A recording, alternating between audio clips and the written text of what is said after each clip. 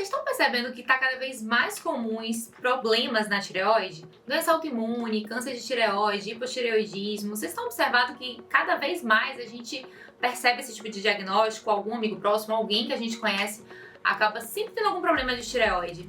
Já perceberam? Então hoje vamos falar sobre tireoide. O que tem a ver? Nutrição e tireoide tem alguma coisa a ver? Como o tratamento nutricional pode ajudar? Quais são as dicas? Quais são os nutrientes? De que forma a gente pode trabalhar a saúde da tireoide de uma maneira integrativa? Então vem cá, vamos conversar. Esse é o meu canal do YouTube. Não se esqueça de se inscrever aqui no canal e compartilhar esse vídeo com seus amigos. Vamos lá?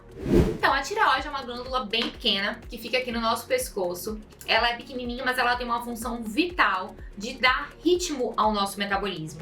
Então, a depender da demanda, a gente tem um ritmo mais acelerado ou desacelerado. A tireoide, ela acaba interferindo no funcionamento de todos os nossos órgãos, de todos os tecidos, de todo o nosso corpo.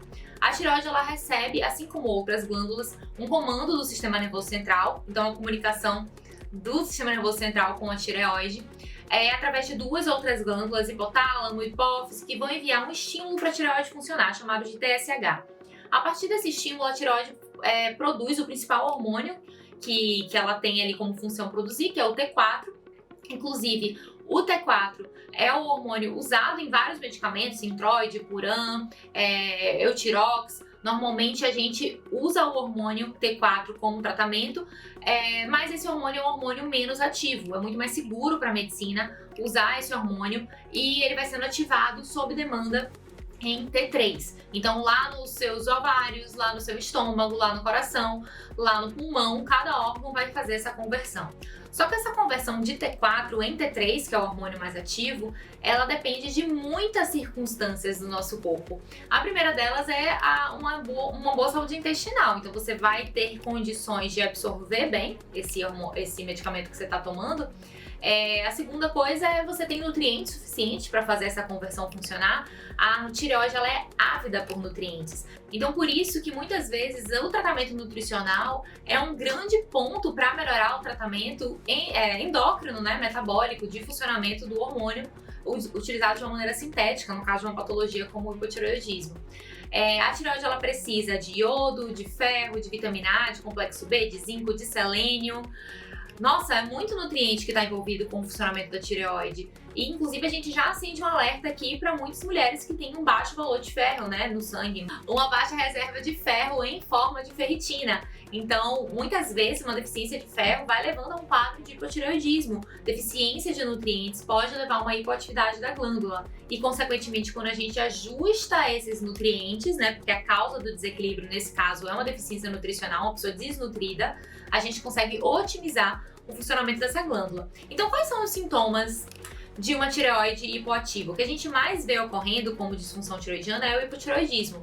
A pessoa fica mais cansada, sonolenta, sem força, começa a ter um ganho de peso porque o metabolismo fica mais lento, o colesterol começa a aumentar do nada, uma pessoa que não tem histórico de colesterol elevado começa a ter elevação de colesterol, cabelo cai, a unha fica fraca, pode ter um certo desequilíbrio no ciclo menstrual no caso de mulheres, pode ter dificuldade de engravidar também em caso do casal, nesse caso, né, homens e mulheres com hipoatividade de tireoide têm problemas de fertilidade.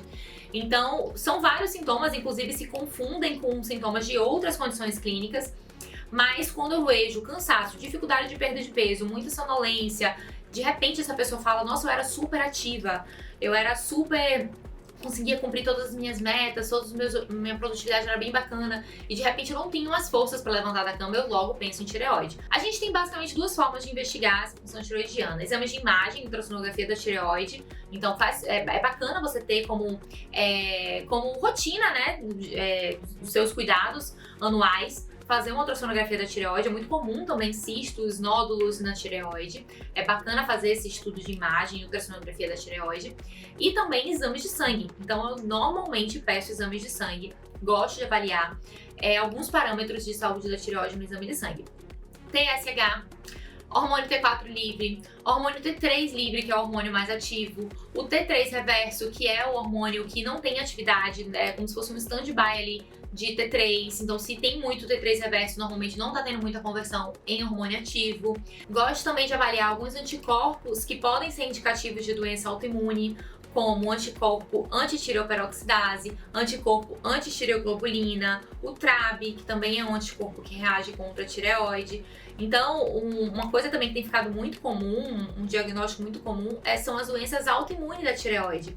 A mais conhecida e a mais comum é a tireoidite Hashimoto, que acaba tendo elevação de anti-TPO e antitireoglobulina. Ao longo do tempo, essa tireoidite Hashimoto ela pode cursar também com hipotireoidismo. E também tem uma condição que gera hipertireoidismo, que é a elevação do antitrap, por exemplo, que vai gerando a doença de Graves, que tem um hiperestímulo da tireoide. O hipertireoidismo é muito mais difícil de controlar. A pessoa normalmente cursa com o olho mais esbugalado, perda de peso, perda de apetite, insônia, uma hiperagitação. Então são duas condições clínicas opostas, sendo o hipotireoidismo muito mais comum.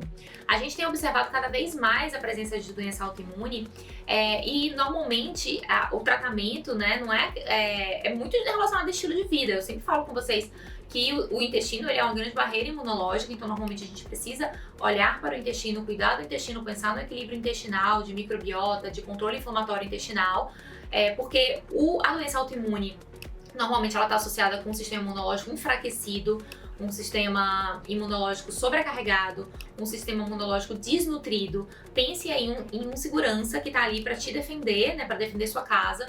Só que ele tá exausto, ele não tem condições boas de trabalho, ele não tá se alimentando, ele não tá dormindo. Então, em algum momento, ele vai falhar, ele vai ficar desatento. É isso que acontece com o nosso exército, que é o nosso sistema imunológico, quando ele não tem condições boas de trabalho. Ele tá sobrecarregado de toxinas, ele tá sobrecarregado de parasitas, de vermes, de vírus. Então, ele não consegue ter tranquilidade para desempenhar a função dele com excelência. Então, a gente começa a pensar, poxa, por que esse sistema imunológico está atacando o próprio corpo, né? Está gerando uma reação autoimune, uma reação contra ele mesmo, nesse caso daqui que a gente está falando, contra a tireoide. Eu vou gravar depois um outro vídeo sobre doença autoimune, até escreve aqui pra mim, comenta se você tem interesse por esse tema, se você tem alguma doença autoimune, se você conhece alguém que tenha. É um assunto muito vasto, então depois a gente volta a falar sobre isso. Outra condição clínica muito comum é o hipotireoidismo subclínico, onde a gente começa a ver uma hipoatividade da tireoide, né, o TSH começa a subir, mas a gente vê que a tireoide ainda está conseguindo desempenhar uma boa produção de T4, de T3. Normalmente a tireoide ela fica sobrecarregada por um estímulo maior do sistema nervoso central e vai dando conta do recado, mas em algum momento isso vai pifar, né? Em algum momento a gente vai começar a ter realmente um quadro mais instalado de hipotireoidismo. Então é importante a gente se antecipar e já começar o tratamento, sempre identificando o que foi que aconteceu, quais são as causas desse desequilíbrio, né? Existe fator genético? Existe. Muita gente tem uma família toda com parentes com alterações de tireoide. Então, o fator genético é uma coisa a ser considerada? Mas também existe um fator estresse, privação de sono muito grande. A nossa glândula tireoide está muito ligada à glândula adrenal, que é uma glândula também que produz hormônios do estresse. Então, a gente vê, inclusive é o que eu mais costumo ver, o estresse como uma das causas de hipoatividade na tireoide, de disfunção tireoidiana. Então a gente tem que começar a pensar no manejo de estresse, a gente tem que começar a pensar nessas deficiências nutricionais, principalmente se o paciente ele traz sintomas clínicos. Então não tem como a gente assumir aquele discurso de não, seu exame tá todo bem, vai fazer um manejo de estresse, o problema é estresse e eu não tenho nada para fazer por você no momento. Eu não consigo trabalhar dessa forma. A gente tem que começar a chegar junto do paciente em estratégias que podem melhorar aqueles sintomas apresentados, né? De cansaço, às vezes constipação, uma pele muito seca, são outros sintomas de hipotireoidismo que a gente pode se antecipar, começar a tratar, começar a turbinar, dar condições melhores para essa tireoide funcionar antes mesmo de diagnóstico estar instalado. Chamar a atenção, se for uma doença autoimune, que aquele tratamento ali está muito ligado com o estilo de vida. Então a gente não é só ficar ali esperando os seus anticorpos aumentando, a sua tireoide bem vulnerável para em algum momento vir a começar a não conseguir desempenhar o papel dela e ficar só esperando. O paciente ele tem que ter autonomia do tratamento dele, ele tem que saber o que está acontecendo para que ele possa fazer escolhas mais conscientes, né, e assumir as rédeas do próprio tratamento, ser o protagonista principal. A gente precisa aí pensar na saúde intestinal, na adequação de alguns nutrientes específicos, zinco, selênio, ferro, vitamina A, como eu citei, e começar a pensar que todo esse contexto vai gerar um melhor padrão para a tireoide funcionar. Existem vários adaptógenos que ajudam a tireoide a funcionar.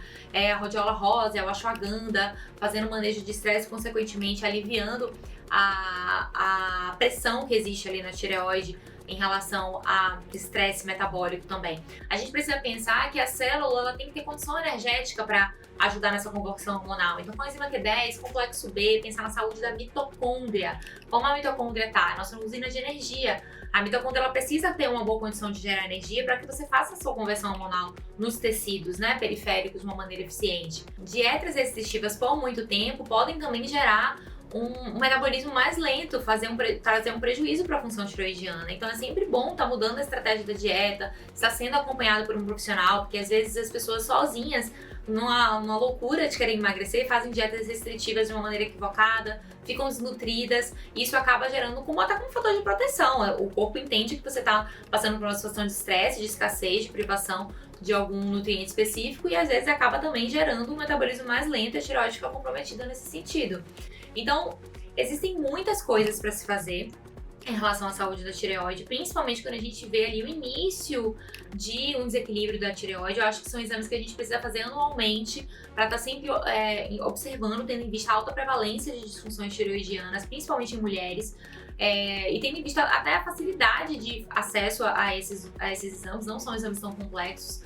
Então, a partir do momento que a gente vê um desequilíbrio desde o início, a gente começa a buscar uma equipe que ajuda a gente a regredir nesse desequilíbrio, né? Otimizar a saúde da tireoide e a gente garante aí uma melhor qualidade de vida e um envelhecimento mais saudável. Espero que vocês tenham gostado do tema. Se ficou alguma dúvida, escreve aqui pra mim. Não esqueça de compartilhar esse vídeo.